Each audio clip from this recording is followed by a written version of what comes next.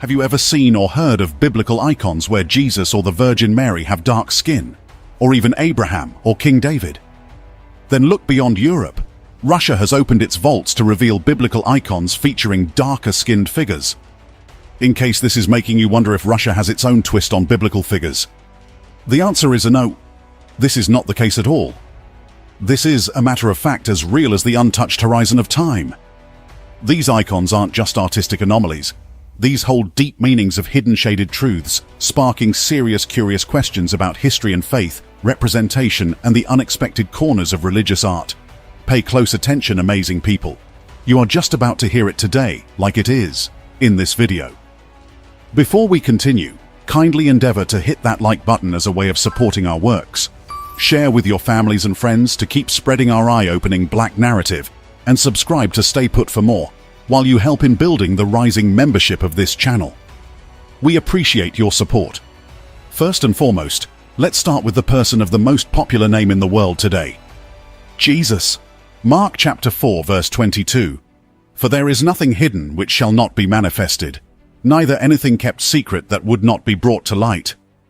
For centuries, the most common image of Jesus Christ, at least in Western cultures, has been that of a bearded, fair-skinned man with long, wavy, light brown or blonde hair and often blue eyes.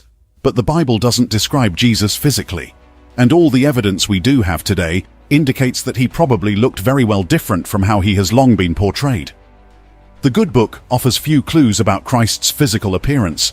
Most of what we know about Jesus comes from the first 4 books of the New Testament, the Gospels of Matthew, Mark, Luke, and John. According to the Gospels, Jesus was a Jewish man born in Bethlehem and raised in the town of Nazareth in Galilee, formerly Palestine, now northern Israel. During the 1st century, we know that Jesus was about 30 years old when he began his ministry. So tells us the Bible book of Luke chapter 3 verses 23. But the Bible tells us virtually nothing about what he looked like, except that he didn't stand out in any particular way. The historical Jesus likely had the brown eyes and skin of other 1st century Jews from Galilee, a region in biblical Israel. But no one knows exactly what Jesus looked like. There are no known images of Jesus from his lifetime, and while the Old Testament kings Saul and David are explicitly called tall and handsome in the Bible, there is little indication of Jesus' appearance in the Old or New Testaments. In addition, when Jesus was arrested in the Garden of Gethsemane before the crucifixion, Judas Iscariot had to point Jesus out to his soldiers among the disciples, presumably because they all appeared similar to one another. But the words of the Bible in itself did not hint on the reasons behind their similarities. Whether they were white or black, or why or how they looked too similar, it did not tell. Considering these events, one is made to actually wonder, were these words deliberately expunged from the Bible to hide certain glaring truths, or did the writers of the Good Book of the Gospel fail to discuss these things? However, the portrayal of Jesus as a white European man has come under renewed scrutiny during this period of introspection over the legacy of racism in society, and over the actuality of truth. One of the major factors of this renewed scrutiny happens to come with the buzzing news concerning certain storming revelations from Russia. For some time now, the recentness of this event has got everyone talking in wonderment. Russian President Vladimir Putin has decided to move one of Russia's holiest icons from a museum to a Moscow cathedral. This arises a debate around Putin's growing reliance on the church. Emphasizing on the importance of the holy icon, Putin ordered Andrei Rublev's Trinity be transferred to the Russian Orthodox Church from Moscow's Tretyakov Gallery for a year. The relocation of Russia's most well-known icon highlights how closely the war has intertwined politics and religion. The icon depicts the oak of Mamre, where the 3 angels visited Abraham in the book of Genesis. Did you notice anything about these icons on display? They are all black. Icons dating back to the 14th century, brought together from private collections across Russia. Rare and strongly challenging masterpieces, most of which were destroyed during the Soviet era. It's very beautiful. It gives you goose pimples. It's a remarkable exhibition. It's an exhibition which feeds the senses. Everything is so grey outside at the moment, and here suddenly it's a feast for the eyes. These icons that you see are the survivors of what is left. Had the museums not saved them, they wouldn't be existing today. There used to be millions of these icons, but now only 50,000 of them are within sight. The unveiling of these icons is a powerful testament to the enduring strength of truth. The authenticity of these paintings compels us to re-evaluate our understanding of the past, particularly regarding the presence and representation of black figures. For centuries, these figures may have been shrouded in obscurity, but their rediscovery sheds light on previously untold stories, standing as a challenge to long-held assumptions, prompting us to rewrite history with a more inclusive lens. Many Russian icons were destroyed or sold abroad by agents of the Soviet government. Some were hidden to avoid destruction or were smuggled out of the country. Since the fall of communism, numbers of icon painting studios have again opened and are painting in a variety of styles for the local and international market. Many older, hidden icons have also been retrieved from hiding or brought back from overseas. The Castel San Angelo in Rome is currently hosting an exhibition of 40 Russian icons that have left their country for the first time. They are pieces of art that were hidden after the October Revolution of 1917 in order to protect them from anti-religious destruction. Soprattutto è la prima volta che It's the first time that a large number of Russian icons have come here to Italy. In addition, here are a dozen examples that have never before been moved. They appear for the first time in our catalog. Icons are usually painted on wood and meant to represent saints or sacred elements.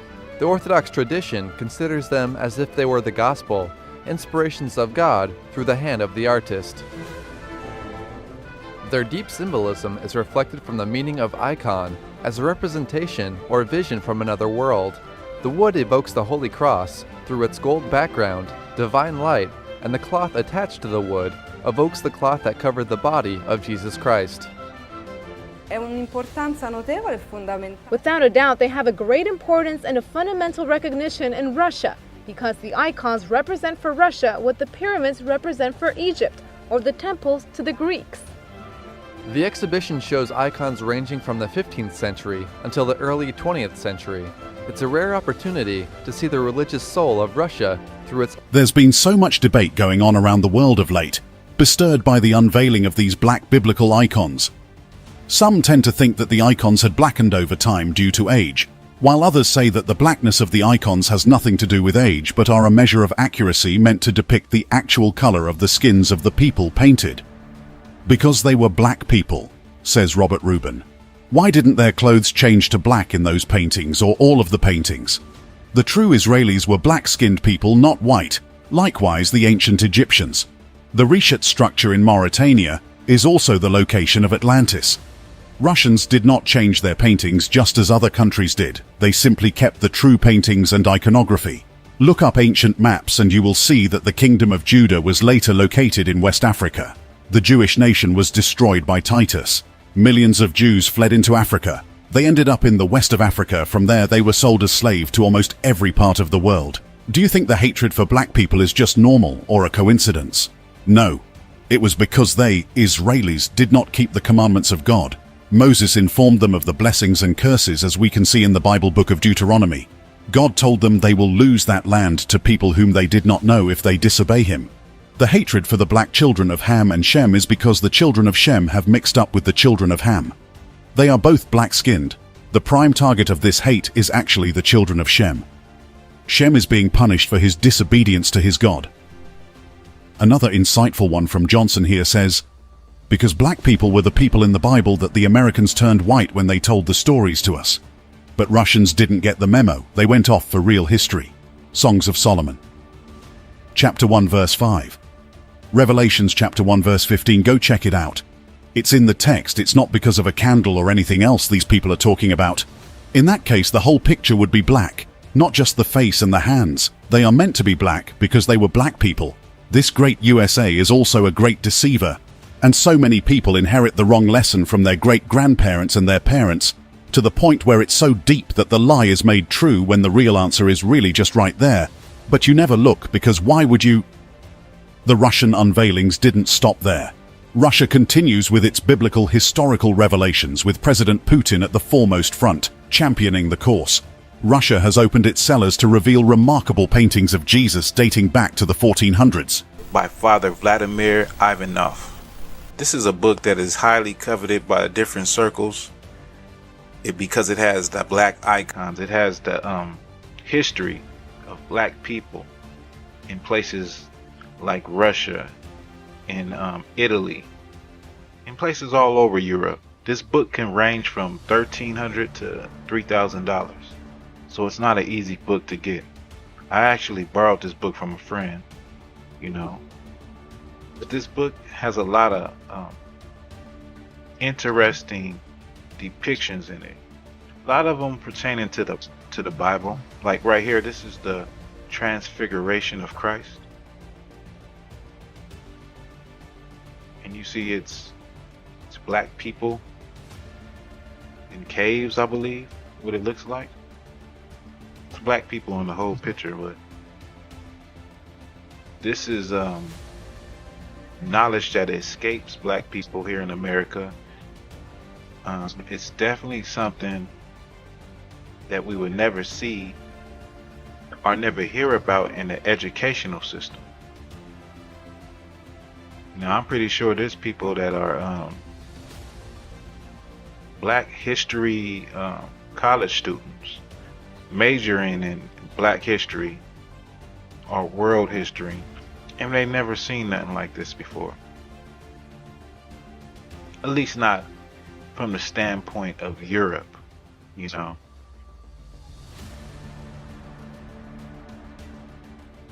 This is the crucifixion of Christ, and in it we see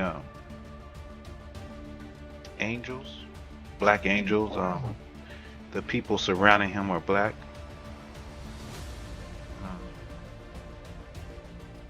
It's very interesting because the images that we see are contrary to what we have known our whole lives, or what we have been taught our whole lives. Like I'll say it again, like these type of images of antiquity escape black people here in America, and I can say all people, for in general, just people in general don't know. I'm pretty sure there's plenty of Caucasian people and people of all nationalities that don't know the extent that black people covered the earth. And in many cases, like here, like what you see, we're in rulership positions. Like this looks like a king. The images of Jesus and other historical figures in Russia's black icons challenge the commonly known perception of antiquity and reveal the extent of black people's presence and influence throughout history. Paintings from the 1500s and 1600s depicting black icons, including Jesus and Mary, in a highly sought-after book that explores the history of black people in Russia, Italy, and other parts of Europe. The book contains interesting depictions of black people in biblical scenes, which is knowledge that is not taught in the American educational system. However, debates concerning the authenticity of these icons goes on. And Alex Pismeni, a software developer and Catholic Christian, has some things to contribute. The Russian Christians adopted Byzantine Orthodoxy wholesale. That, of course, includes the iconography. The fundamental principle of Orthodox iconography is no changes. The icons are, as much as possible, portraits of Christ, Our Lady, and other saints. Further, the styling, mood, garments, gestures are all fixed in the Byzantine style, so much so that students of iconography refer to these rules as iconographical canon, even though very little of that canon ever went through the normal ecclesial legislative process involving episcopacy and councils. Going forward, while Russia continues to amaze the world in this light, the unquenchable fire of truth persists through the darkness of history. Not so long, protesters had called for the removal of Confederate statues in the US. Activist Shaun King went further, suggesting that murals and artwork depicting white Jesus should come down. His concerns about the depiction of Christ and how it is used to uphold notions of white supremacy are not isolated. Prominent scholars and the Archbishop of Canterbury have called to reconsider Jesus' portrayal as a white man. Only recently, on June 22, 2020, writer and activist Shaun King announced that he supports the destruction of statues that depict a white Jesus.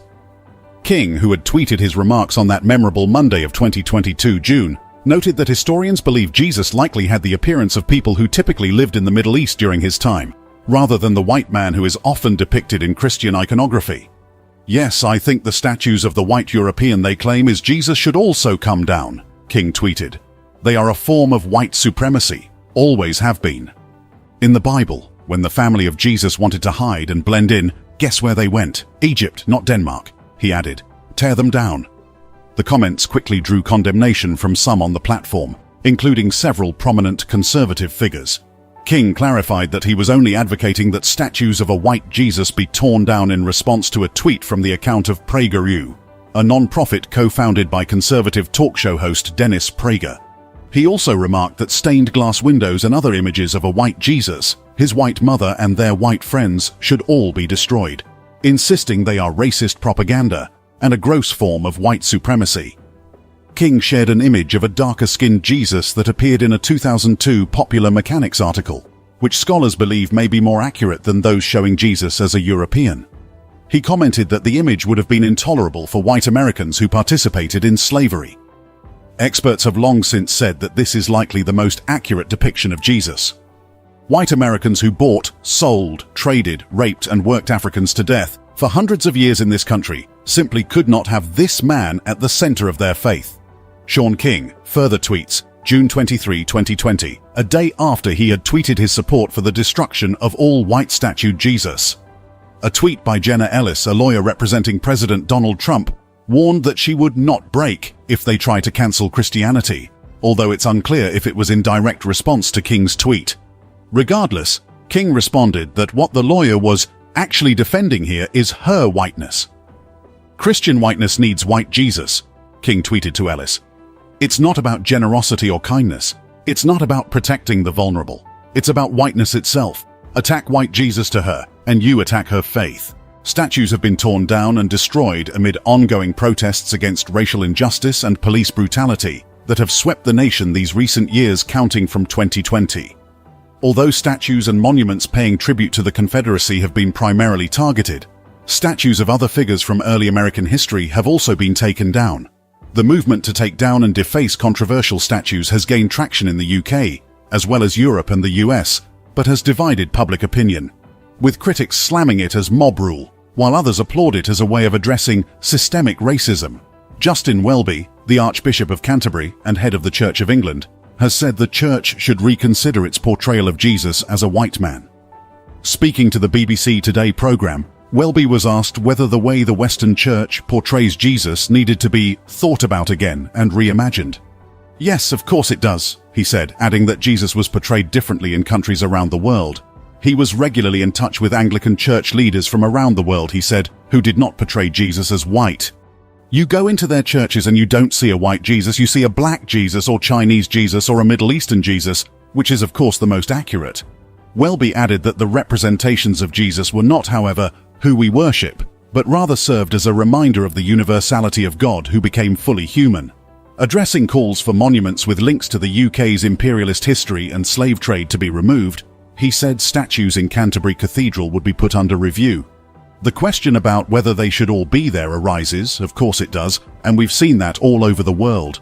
He continued, "We're going to be looking very carefully and putting them in context and seeing if they all should be there," says Justin Welby. In closing, the unveiling of these black icons serves as a powerful reminder that history is often shrouded in darkness, but truth has a way of shining through. These artifacts compel us to re-examine our understanding of the past and challenge long-held narratives. If their authenticity is confirmed, the paintings offer a glimpse into a previously unknown facet of history, forcing us to confront the complexities of representation. This discovery stands as a testament to the enduring power of truth, shattering the towers of misinformation and prompting a re-evaluation of the stories we tell ourselves about the past. That brings us to the end of yet another video segment. Share your thoughts with us in the comments section below. We are always happy to pick from them. Support our works by always hitting that like button in front of you. Share with your friends and families to keep spreading our eye-opening black narrative. And kindly subscribe to get notification for more interesting videos in the way. We are glad to have you. Thank you for watching.